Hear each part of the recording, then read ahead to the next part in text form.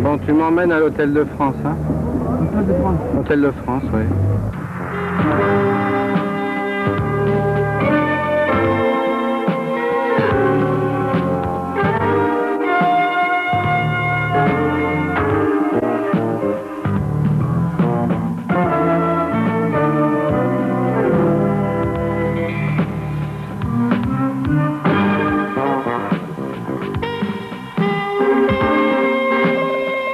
Bon, écoute, Bébert, il y a un changement pour ton programme.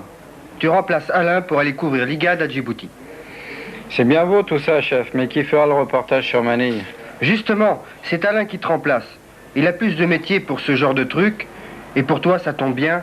En plus, tu n'as jamais vu l'Afrique. Ok, chef. Bon, ton avion part demain à 0h45. Pour le reste, va voir Monique, elle t'expliquera. Et bonne chance, vieux. Bonjour, est-ce que vous avez une réservation nom de Robert Petit? Robert Fouty, vous êtes bien le photographe, non? Oui. Vous avez votre passeport? Bien sûr.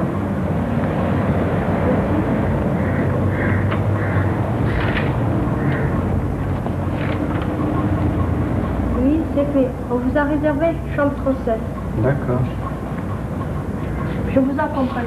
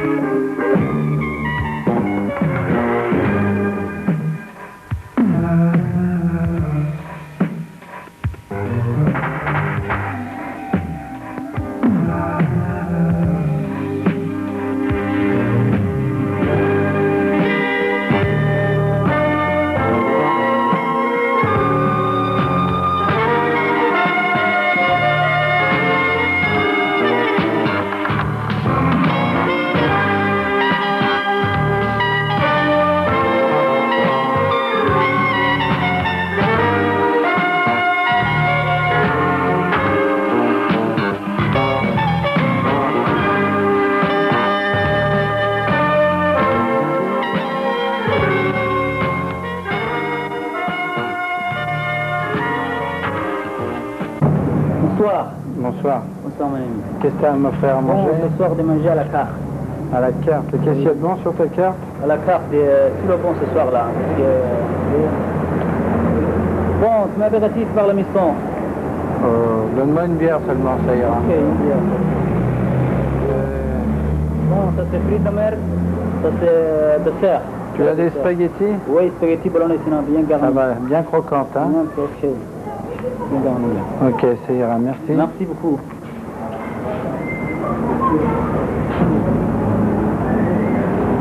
Voilà, spaghetti bolognaise. Bon appétit. Merci.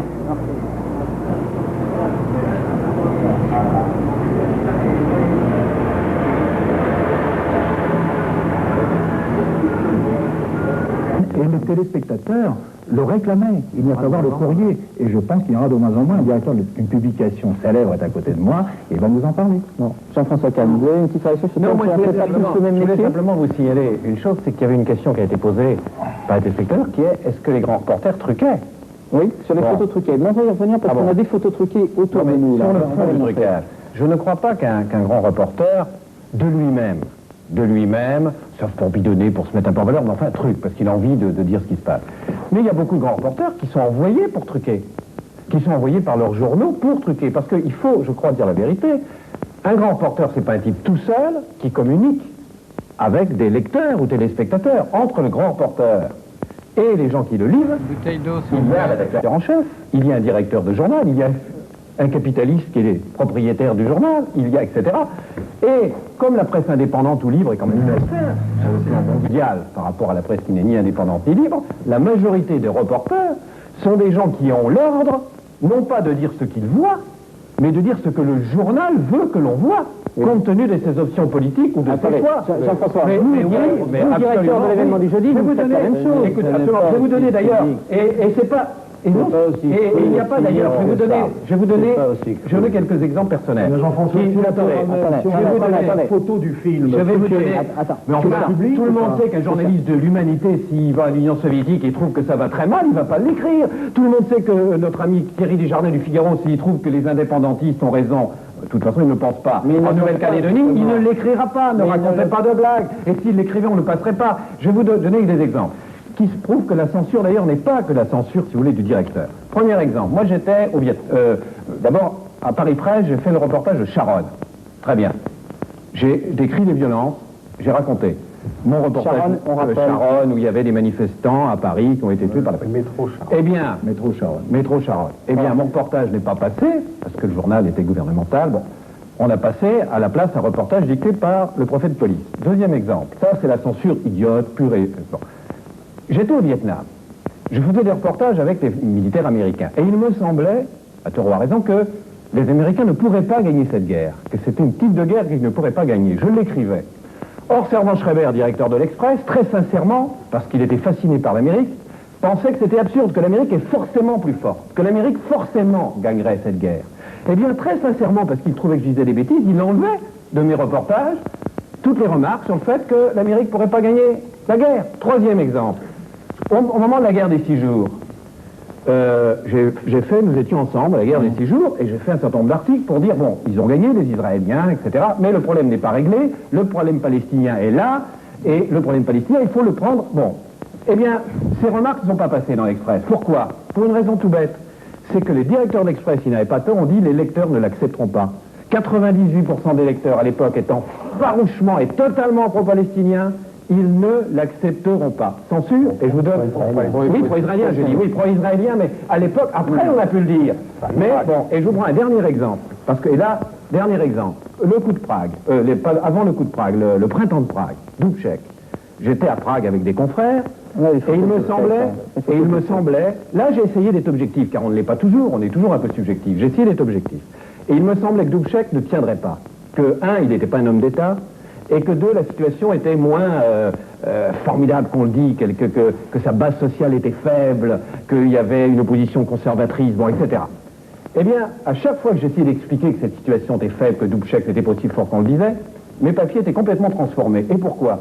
Parce que, et je les comprends, les journalistes de l'Express qui traitaient cela considéraient qu'il ne fallait pas dire ça. Que le printemps de Prague, c'était tellement merveilleux, que c'était quelque chose qu'il fallait soutenir, et que donc on ne pouvait pas en donner une vision négative. Voilà des exemples qui prouvent que oui, il peut y avoir arrangement, pas par le rapporteur, mais par ceux qui l'emploient. Non, merci pour ces exemples. Simplement, justement, on va revenir à un certain nombre de photos qui ont été évoquées tout à l'heure. Attendez, Eric Turenne, parce que moi je voudrais montrer un certain nombre de photos qui nous entourent et qui vont illustrer dès le départ notre débat.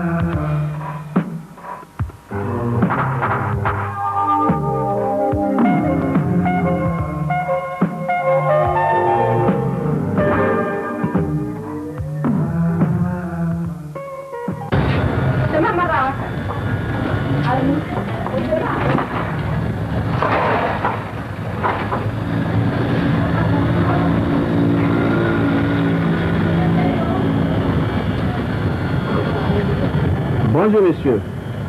Bonjour. Monsieur. On a des belles choses, là. Oui, messieurs.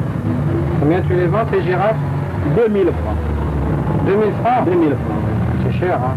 Ah, c'est le prix, monsieur. Vous savez, ça... Tu diminues un peu, quand même, hein? Ouais, mais si vous prenez plus cher, je peux diminuer un peu.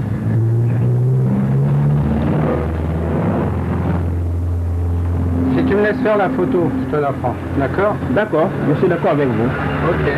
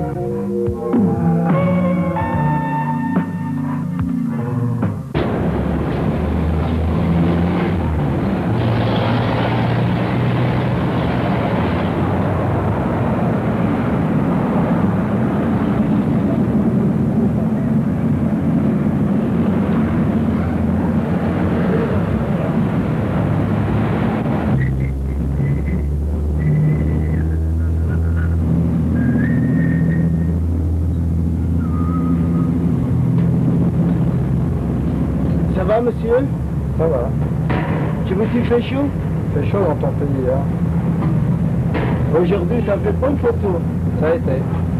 Dis, j'aimerais que tu me rendes un service. Je voudrais faire des photos sur le 4. Demain, je broute avec des amis. Si tu veux venir? Ok, t'es sympa.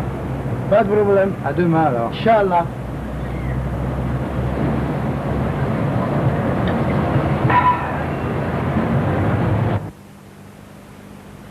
Allô? Allô?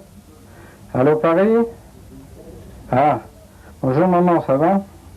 Bon, je suis bien arrivé, hein. Mais je t'entends mal, hein, ça grisaille dans le téléphone, hein. Bon, je suis bien arrivé, j'ai trouvé un hôtel pas mal, hein, j'en ai pour 4-5 jours, le temps de couvrir les gardes, hein. À part ça, t'as pu voir les enfants? Ah, ma femme fait la tête en ce moment. Alors, qu'est-ce que tu veux avec ce métier de voyage, aller-retour sans arrêt? La vie de famille elle est bien cassée. Si tu veux, on ne choisit pas son métier. Il faudra bien qu'elle s'y fasse un jour ou l'autre. Oui? Oui? Oui, les enfants s'en rendent pas compte trop maintenant. Ça va. Il faudra bien trouver une solution un jour. Oui? Parle plus fort, je t'entends mal, hein? Oui? Ah, t'as bien reçu quand même. Oh, c'est ce qui compte. Et papa, ça va, sa santé? Ah, le docteur a dit que... Ah bon? Ah, ok. Ouais, faut surveiller, faut pas qu'il fasse trop d'efforts. Bon. Ben, je pense que ça devrait bien se passer comme d'habitude, hein. Essayer de faire des belles photos. Hein? Si j'arrive, il y aura peut-être le scoop cette année. Bon, je vais te laisser. Hein? Tu t'embrasses bien les enfants. T'embrasses papa aussi. Hein? Ok. Bon. Je te rappellerai avant de partir alors. Hein? Et puis tu téléphones à mon directeur comme quoi je suis bien arrivé. Hein? Ok? Bon allez, je t'embrasse. Au revoir.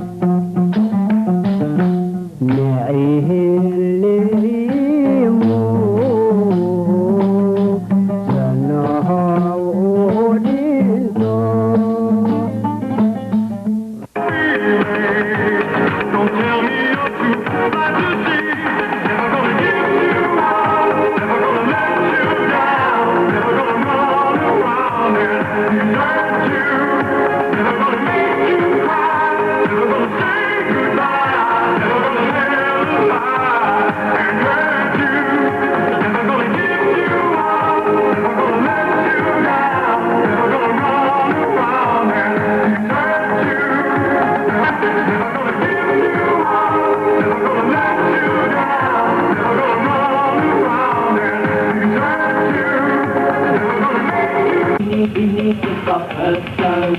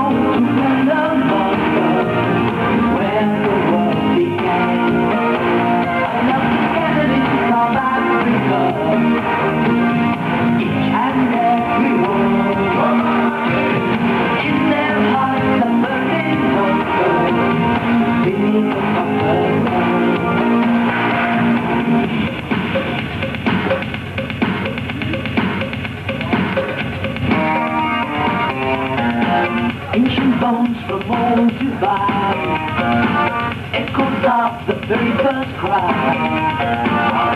Who made me share and why?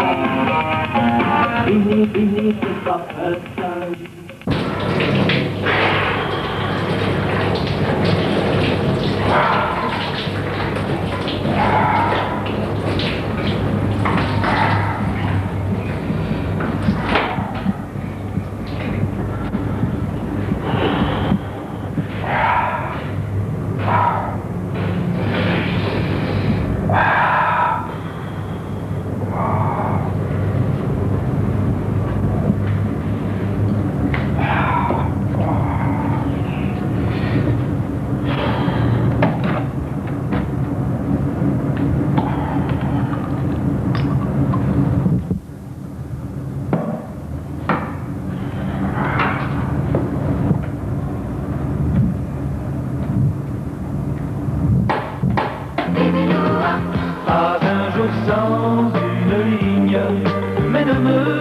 Pas d'un jour sans une ligne, écris-moi de chez toi.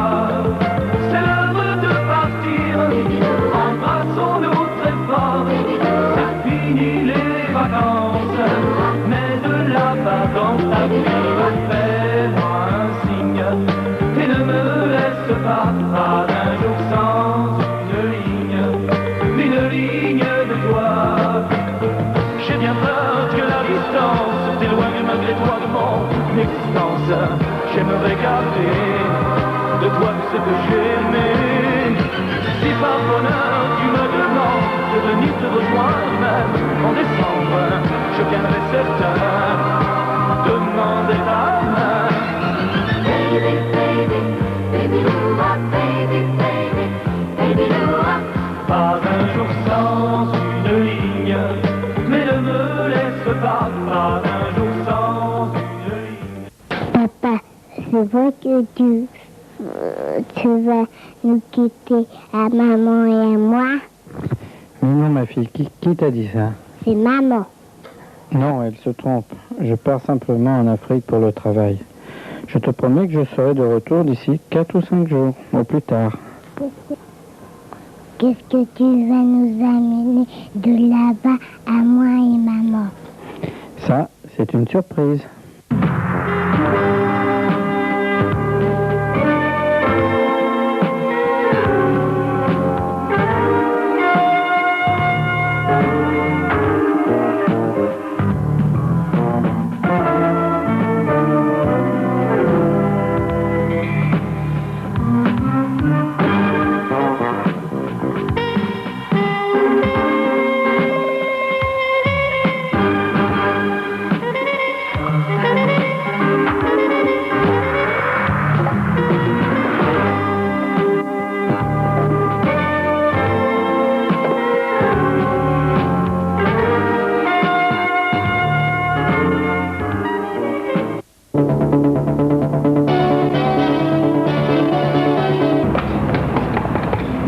Djibouti, dépêchez-vous, le journal télévisé commence.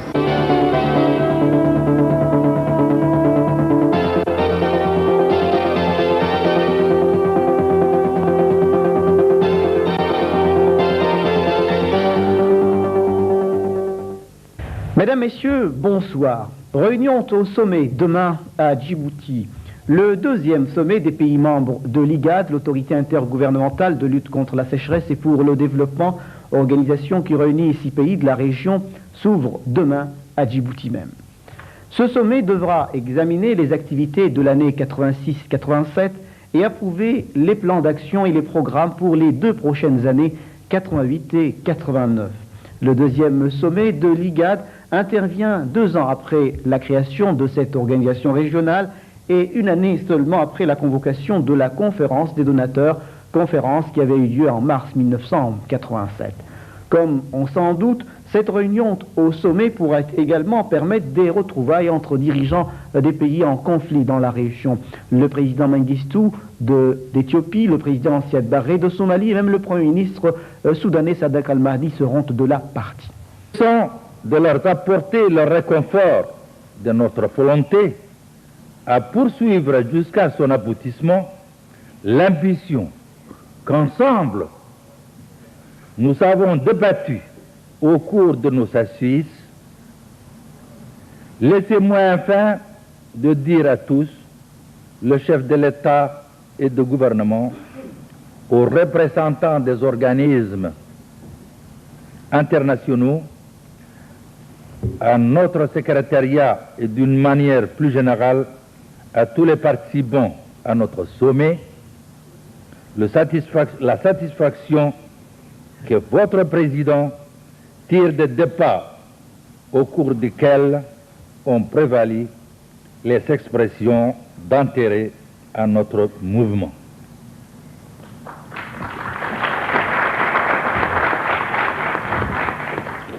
Sans oublier nos amis de partout qui se sont manifestés à travers l'aide précieuse qu'ils ont consentie pour que puisse se développer notre initiative à l'amélioration de la qualité de la vie génératrice dans ces perspectives de rapports nouveaux.